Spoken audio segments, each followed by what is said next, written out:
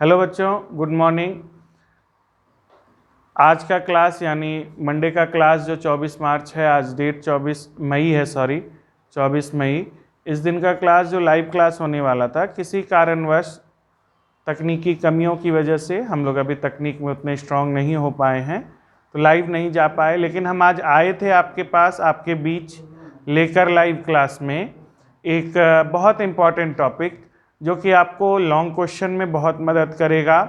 यह एक सेक्शन है जहाँ तक मेरा अपना अनुमान और मेरा अपना ज्ञान कह रहा है, हो सकता है मेरा अल्प ज्ञान हो, लेकिन जहाँ तक मेरा ज्ञान कह रहा है, ये सारे क्वेश्चन नंबर 6 में आएंगे आपको, सेगमेंट बी में, सेक्शन बी क्वेश्चन नंबर 6 में आएंगे, जहाँ आपको स्टोरी ऑफ इंग्लिश जो बुक है उसके आधार पर जो पिछला क्वेश्चन आंसर हमने करवाया, वो एक्सरसाइजेस थे, उनका भी पीडीएफ मैं आपको भेज दूंगा आज ग्रुप में।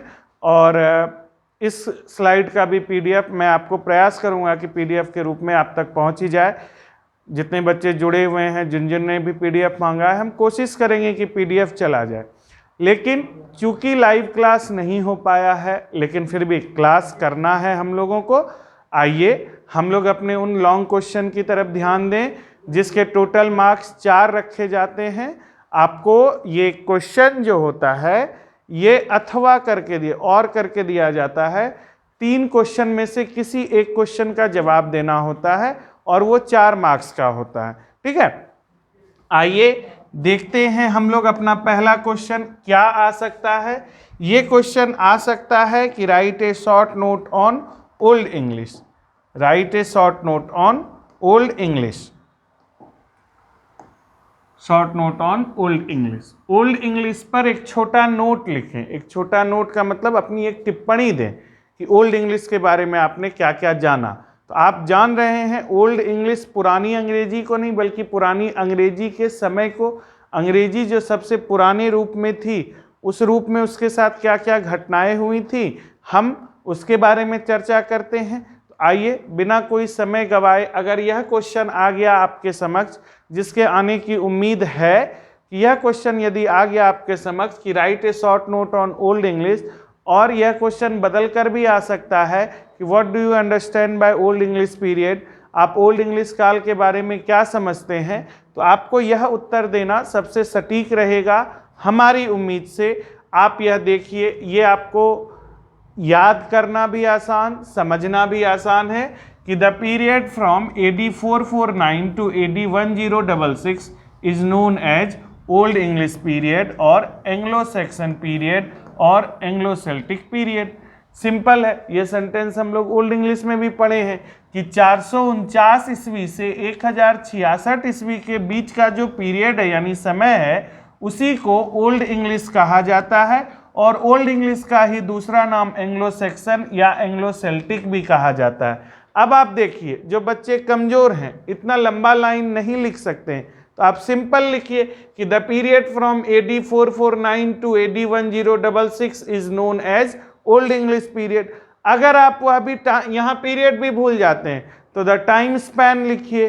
ठीक है, कि समय का जो अवधि है, समय की जो अवधि है उसको हम ओल्ड इंग्लिश कहते हैं। 449 ईस्वी से 1066 ईस्वी के बीच की अवधि को ओल्ड इंग्लिश पीरियड कहा जाता है। इन AD 449 449 ईस्वी में Celtic Britain was changed into Germanic England.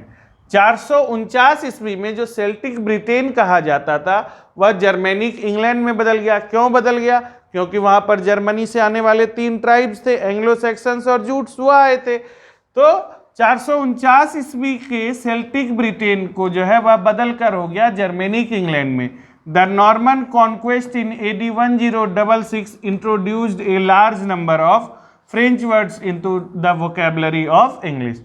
और दोनों समय को हम बताए कि 449 और 1066 क्यों महत्वपूर्ण है, क्योंकि 449 ईस्वी में जो सेल्टिक ब्रिटेन था वह चेंज होकर जर्मेनिक इंग्लैंड में बना था, और 1066 ईस्वी में जो नॉर्मन कॉन्क्वेस्ट हुआ था उसने एक लार्ज नंबर ऑफ वोकैबुलरीज को, खासकर फ्रेंच वर्ड्स को अंग्रेजी के शब्दकोश में शामिल किया था। ये बात हम अपने स्टोरी ऑफ ओल्ड इंग्लिश में भी हम आपको पढ़ा चुके हैं। The following are the main characters of old English. Old English के निम्नलिखित मुख्य कैरेक्टर हैं। कैरेक्टर्स का मतलब कैरेक्टरिस्टिक्स है, सॉरी, कैरेक्टरिस्टिक्स का मतलब है गुण।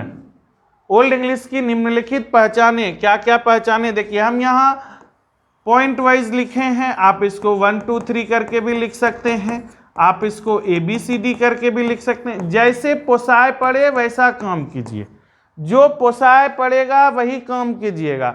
नए परोल 20 रुपये हम 1.25 किलो हम नहीं लेंगे, हम 20 रुपये हम 1.5 किलो वाला लेंगे, तो लीजिए। आपको यहाँ जो पोसाय पड़े आप वह लिखिए, आपको इसमें जो चेंज करना है वह कीजिए, लेकिन वह चेंज ग्रामर के हिसाब से सही होना चाहिए। आपको छोटा करना है छोटा कीजिए, बड़ा करना है बड़ा कीजिए, लेकिन यदि आप इसको लिखने जाइएगा और आप इतनी सारी बातें लिखिएगा तो हमारी उम्मीद से बिहार बोर्ड में 4 में 4 मार्क्स आपको मिलेंगे। आइए, क्या क्या कैरेक्टरिस्टिक्स थे? देयर वॉज एलियन स्पेलिंग, एक तो एलियन स्पेलिंग था, अनजाना स्पेलिंग सब था, आप पढ़े हैं thou watchest. Vocabulary was filled with unfamiliar words, जो इसके शब्दकोश हैं वो आज के शब्दकोश से बिल्कुल नहीं मिलते हैं। The grammatical structure was totally different, जो ग्रामेटिकल स्ट्रक्चर था वह पूर्ण रूप से बिल्कुल अलग ही था। After 6th century Roman script and Roman alphabet were introduce, यहाँ 6 नहीं होगा 6th होगा, ठीक है। आफ्टर 6th century यानी 6ठी शताब्दी के बाद Roman script and Roman alphabets were introduce, Roman alphabets were introduce, ठीक है। तो रोमन स्क्रिप्ट यानी कि रोमन लिपि और रोमन के वर्ण जो हैं वो सब इंट्रोड्यूस हुए 6ठी शताब्दी के बाद अंग्रेजी में। The golden period of old English was the era of king Alfred, ठीक है। King Alfred who brought in teachers and scholars from abroad of its development, ठीक है। ओल्ड इंग्लिश का जो सबसे सुनहरा काल है वह किंग अल्फ्रेड के काल को कहा जाता है, जिन्होंने टीचर्स यानी शिक्षकों और विद्वानों को बुलाया विदेशों से, अब्रॉड मतलब विदेश, ऑफ इट्स डेवलपमेंट, अब इसके डेवलपमेंट के लिए, ठीक है। The first book of English pros, अब ओल्ड इंग्लिश में से ही निकाल कर आपको दिए कि the first book of old English pros is the Anglo sections Chronicle was introduced by King Alfred that made him immortal, यानी पहला जो प्रोज आया अंग्रेजी में वह क्या आया, किस नाम से आया? द एंग्लो सेक्सन्स क्रॉनिकल के नाम से आया था, जो कि किंग अल्फ्रेड के द्वारा ही बताया गया। दैट मेड हिम इममॉर्टल, जो कि लोगों के बीच में किंग अल्फ्रेड को जीवित कर गया, अमर कर गया। The year 1066 marks the end of old English, 1066 का काल ओल्ड इंग्लिश के काल का अंत माना जाता है। तो आप इसका स्क्रीनशॉट लेकर भी इसका फेयर कॉपी बना सकते हैं, और अगर आपको हम पर भरोसा है तो हम आपको जानते ही हैं, हम देंगे ही आपको इसका PDF। आइए अगली तरफ चलते हैं, देखते हैं। Write a short note on English as a world language, most important question है, पूरे चांसेस हैं कि आ जाए। मोस्ट इंपॉर्टेंट क्वेश्चन है कि write a short note on English as a world language. यहाँ क्वेश्चन मार्क आ गया है गलती से, आप इसको फुल स्टॉप भी लिख सकते हैं, क्वेश्चन मार्क आया तो कोई दिक्कत नहीं। The most widely used language in the world today is English, यानी पूरे बृहद रूप से जो सबसे अधिक आज के डेट में कोई भाषा उपयोग की जा रही है तो वह है इंग्लिश की भाषा। नो डाउट, इसमें कोई शंका नहीं है कि China has largest number of native speakers, कि चाइना के पास अधिक संख्या में उसके अपनी भाषा बोलने वाले लोग हैं। But there is hardly any country in the world which does not use English as one of these forms, लेकिन हार्डली कोई ऐसा देश है पूरी दुनिया में जो इंग्लिश को निम्नलिखित में से किसी एक रूप में यूज नहीं करता है। खुद चाइना भी अंग्रेजी को इन निम्नलिखित रूपों में से किसी एक रूप में यूज करता है।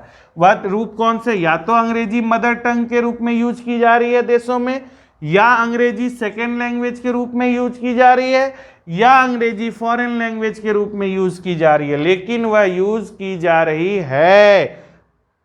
बहुत कम ऐसे देश हैं जहां की अंग्रेजी का यूज नहीं हो रहा है। Today English is used as the language of, आज के डेट में अंग्रेजी यूज की जाती है भाषा के रूप में। किस भाषा के रूप में? International trade and commerce, academic and scientific writing, diplomacy, airports, international meets etcetera. आज अंग्रेजी का प्रयोग इन सभी क्षेत्रों में हो रहा है। It is used all over the world as a language of learning and communication, so we can say in brief that English is a window to the world. यानी कि यह ऑल ओवर वर्ल्ड में use की जा रही है as a language of learning and communication, एक सीखने वाली भाषा के रूप में भी और बातचीत करने की भाषा के रूप में भी इसका यूज किया जा रहा है।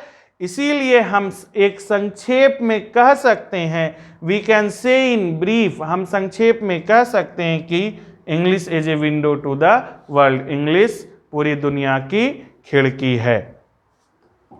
आइए नेक्स्ट चलते हैं। क्या है? Write a short note on global English.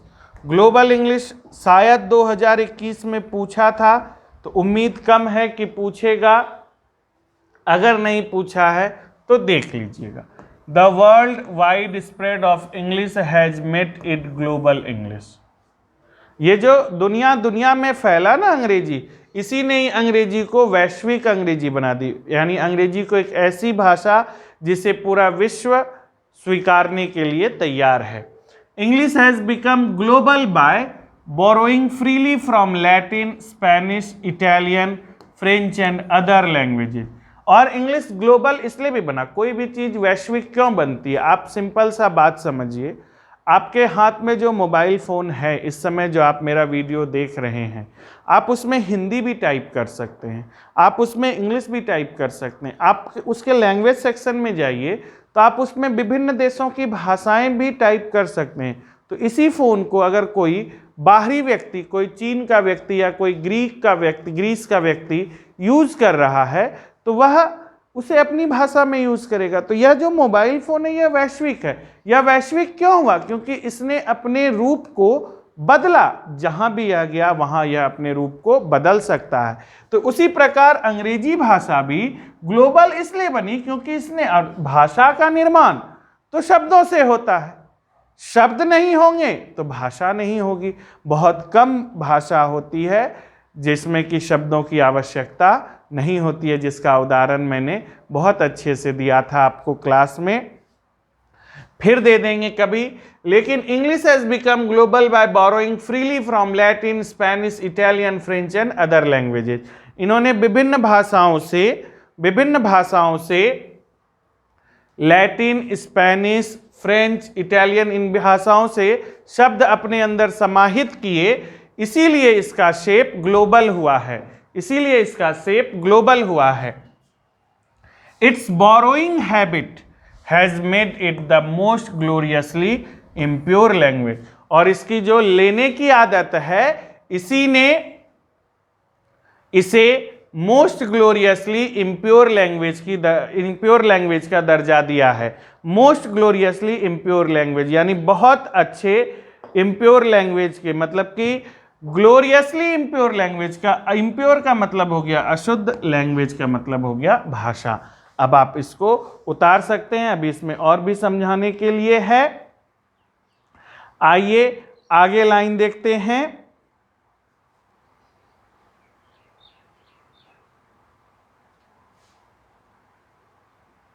देखिए, it has absorbed words and phrases from the languages of all the countries that were colonised by the British empire.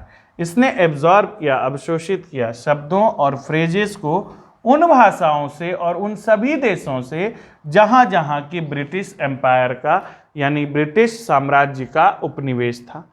इन्होंने कई सारे आपको दिखाए हैं, बोरोइंग्स हमने दिखाया है। This property has given it more and more global shape. और उसके इसी गुण ने, अंग्रेजी के इसी गुण ने इसे बहुत ज़्यादा ग्लोबल शेप के में परिवर्तित किया। आपसे यह क्वेश्चन पूछा जाएगा तो आप में से कुछ बच्चे हैं जो इसे हूबहू रटकर लिखेंगे, और जो बच्चे समझ सकते हैं और अपनी भाषा को श्रृंगार कर सकते हैं, अपनी भाषा का श्रृंगार कर सकते हैं, तो प्लीज़ हम आपसे रिक्वेस्ट करेंगे कि यदि आप इसे अपने ढंग से लिखकर हमें प्रस्तुत करें, हमें अगर आप व्हाट्सएप पे भेजिएगा तो हम ज़रूर चेक करके आपको बताएंगे कि इसमें क्या क्या गलतियाँ या क्या आपका बहुत अच्छा रहा, आपसे हमने क्या सीखा। आप जान ही रहे हैं कि हम आपको बार बार बोल रहे हैं कि हम आपसे रोज़ कुछ ना कुछ नया सीख रहे हैं। आगे चलिए। American English, Australian English are now national varieties of English. American English, Australian English आज जो है नए वेराइटीज हैं। आइए एक second,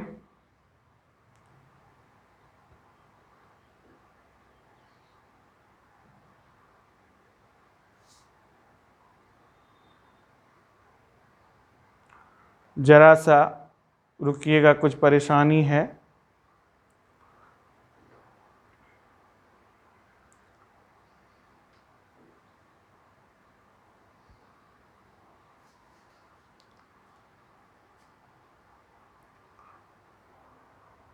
has given it more and more global shape.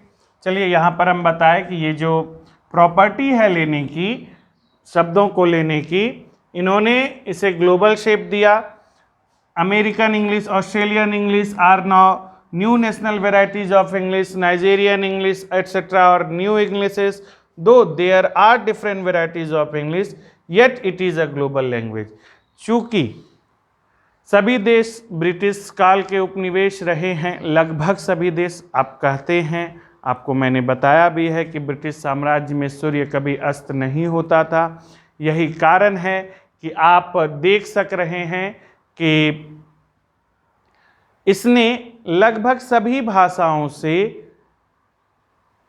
अपने अंदर शब्द समाहित किए और इसी शब्द समाहित करने की वजह से यह भाषा ग्लोबल भाषा बनी, वैश्विक भाषा बनी। ऐसी भाषा जिसे सभी जगह स्वीकारा गया, सभी रूप में स्वीकारा गया। परेशानी जो थी वह थोड़ी सी दूर हुई है, लेकिन थोड़ी और बाकी है। थोड़ा सा एक सेकंड पानी पी लें।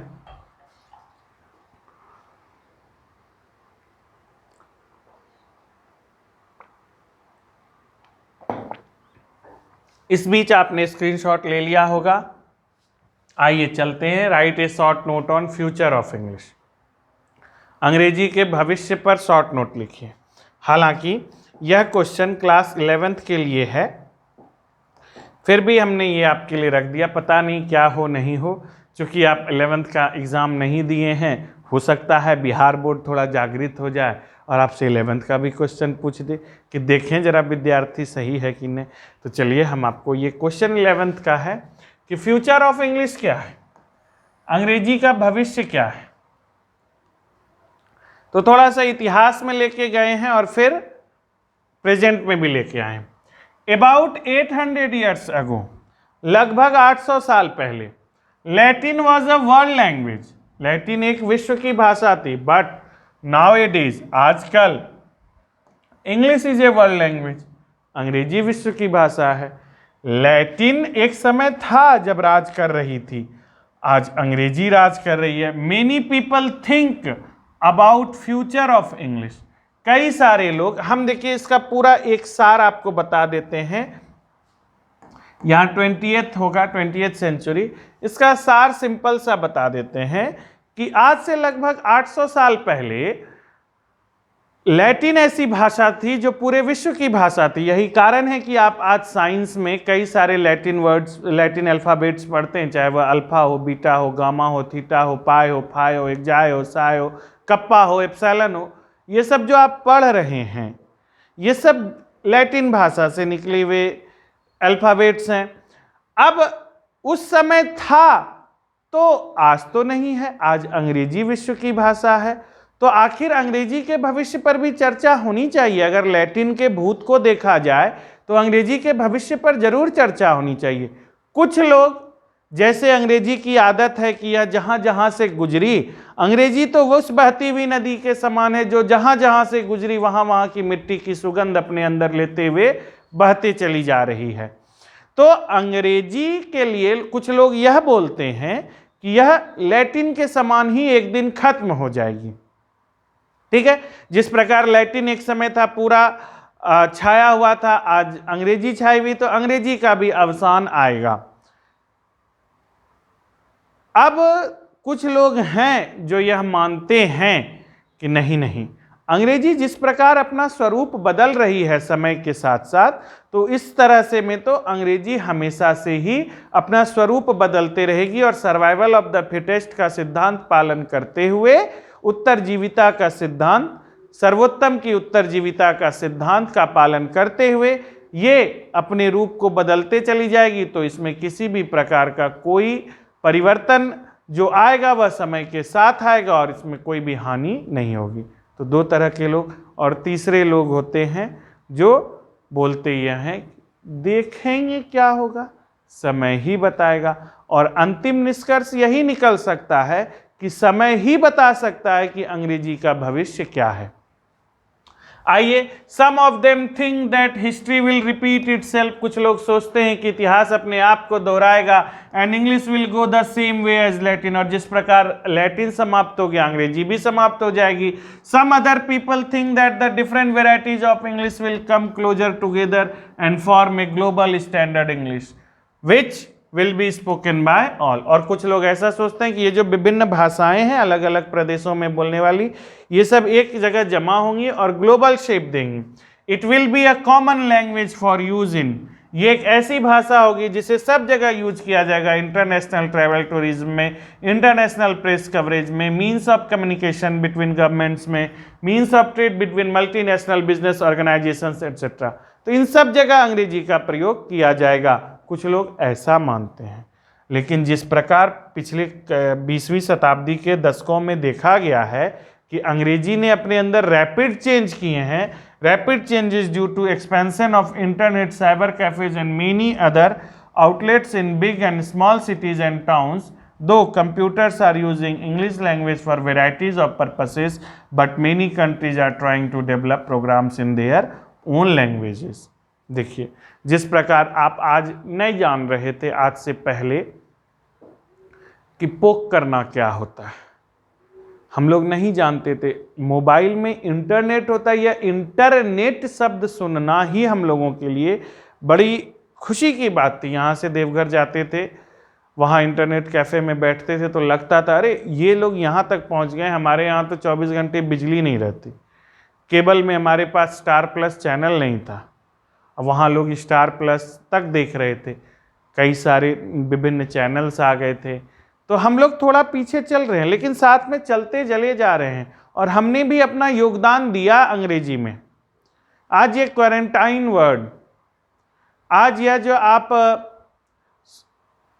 सुन रहे हैं विभिन्न प्रकार के नए नए शब्द, चाहे आप ओवर मॉरो सुन रहे हैं, टुमारो, ओवर मॉरो, ये सब जो शब्द ये धीरे धीरे हम देते जा रहे हैं अंग्रेजी को, कि अंग्रेजी चुपचाप आगे बढ़ते चलो, हम तुम्हारे पीछे हैं। तो कहना बड़ा मुश्किल है कि अंग्रेजी गायब हो जाएगी लैटिन के जैसे ही, लेकिन कुछ देश लगे हुए हैं जो अपनी सारी चीज़ें अपनी भाषा में प्लान कर रहे हैं। अगर सभी देश इस प्रकार, मान लीजिए आपका कंप्यूटर आपके देश में चलने वाला हिंदी भाषा में चलने लगे, तो किसी को कोई परेशानी नहीं होगी। मैक्सिमम लोग हम लोग हिंदी बोलने वाले हैं, अंग्रेजी का प्रयोग हम लोग कम करने लगेंगे। लेकिन चूंकि पूरी दुनिया इस वक्त अंग्रेजी से जुड़ी हुई है, तो आज हम और आप मिलकर अंग्रेजी सीख रहे हैं। तो क्या होगा, what will happen in future, it is under the well of time, कि क्या होगा यह तो समय के घूंघट के अंदर है। आगे चलिए, write a short note on modern English. Modern English पर एक शॉर्ट नोट लिखना है। Write a short note on modern English. The English from 15th century till now is called modern English. 15वीं शताब्दी से आज तक की जो अंग्रेजी है उसे मॉडर्न इंग्लिश कहा गया। It has occupied inviolable position as the official language all over the world forums such as UNO, WHO, IMF, SAARC, etc. इसने एक ऑफिशियल लैंग्वेज का पोजीशन धारण कर लिया इन सभी अंतर्राष्ट्रीय ऑर्गेनाइजेशंस में, अंतर्राष्ट्रीय निकायों में। The introduction of printing press in AD 1476 has established standard forms of English spelling. 1476 ईस्वी में, यहाँ पर दी में टी बड़ी कर दीजिएगा, 1476 ईस्वी में इंग्लिश का जो ये 1476 ईस्वी में जो प्रिंटिंग प्रेस इस्टेब्लिश्ड हुए, इसने अंग्रेजी के स्पेलिंग और इसके प्रोनाउंसिएशन को एक स्टैंडर्ड फॉर्म दे दिया। बताया ही था मैंने। Modern English has its own grammar and dictionary. Modern English के पास अपना ग्रामर और अपना डिक्शनरी है। इन 1755 ईस्वी में डॉक्टर सैमुअल जॉनसन ने dictionary of English language publish की थी, a dictionary of English language, जिन्होंने कि अंग्रेजी को और भी अच्छे तरीके से शेप करने में मदद की, which is a milestone on the path of modern English phase 2, जो कि फेज 2 के मॉडर्न इंग्लिश में एक बहुत मील का पत्थर है। आफ्टर द 18th सेंचुरी, 18वीं शताब्दी के बाद, the English language started living the shores of England. 18वीं शताब्दी के बाद इंग्लिश भाषा ने इंग्लैंड का किनारा छोड़ना प्रारंभ कर दिया था। It travelled to almost all parts of the world and became a world language. और चूंकि उपनिवेश स्थापित होने लगे थे तो भाषा भी चली साथ में, और इसने पूरे विश्व में अपना एक निश्चित स्थान कर लिया। इस सब के बारे में हम आपको डिटेल में भी वहाँ बुक में पढ़ा चुके हैं। अब आप फिर से पढ़ना चाहते हैं तो देखिए, write a short note on English as second language of India. Second language of India के रूप में इंग्लिश किस प्रकार स्थापित है यह देखते हैं। देखिए, since Hindi is our mother tongue, चूंकि हिंदी हमारी मातृभाषा है, एंड आवर नेशनल लैंग्वेज, और हमारी राष्ट्रीय भाषा भी है, so English is taught as second language of India. इसलिए इंग्लिश को सिखाया जाता है अंग्रेज भारत के द्वितीय भाषा के रूप में, दूसरी भाषा के रूप में। Since English is a global language, चूंकि अंग्रेजी एक वैश्विक भाषा है, देयरफॉर इसलिए the working knowledge of English is very important for Indians. इसलिए अंग्रेजी का ज्ञान होना बहुत महत्वपूर्ण होता है लोगों के लिए, खासकर भारतीयों के लिए। It is a link language between the south and north of India. यह एक ऐसी भाषा है जो भारत के उत्तरी हिस्से और दक्षिणी हिस्से को जोड़ती है। अगर आप यहाँ से केरल चले जाते हैं और आपको हिंदी के अलावा कुछ नहीं आता है तो बहुत परेशानी होगी, और अगर आपको इंग्लिश आती है तो बहुत कम परेशानी होगी। तो ये एक लिंक लैंग्वेज भी है। इन माय ओपिनियन, मेरे विचार से, it should be taught to the students from the primary level of education. मुझे मेरी अपनी अगर मान्यता लेकर चलिएगा, मेरी अपनी सोच, हालांकि मेरे अपने सोचने से तो किसी को फर्क नहीं पड़ता है, यही बतबा आप अभी सोच रहे होइएगा मन में, तो बुझ बेत कर बे करते हैं हम। It is in my opinion, मेरे अपने विचार से, it should be taught to the students from the primary level of education. मेरे अपने विचार से विद्यार्थियों को प्राइमरी लेवल ऑफ एजुकेशन से अंग्रेजी सिखानी चाहिए। Today English has become the language of science, commerce and technology. आज अंग्रेजी ही है जो विज्ञान की भाषा है, कॉमर्स वाणिज्य की भाषा है, तकनीक की भाषा है। It is the language of job marketing too, यह मार्केटिंग जॉब की भी भाषा है। English opens new vistas to the latest knowledge, so we should change our attitude to English as the second language in our country। English ने हमारे लिए कई प्रकार के दरवाजे, कई प्रकार के वेन्यूज़ खोले हैं, इसलिए हमें अंग्रेजी को सेकेंड भाषा के रूप में अपने देश में अपनाना पड़ा, और यह बहुत ज़रूरी है।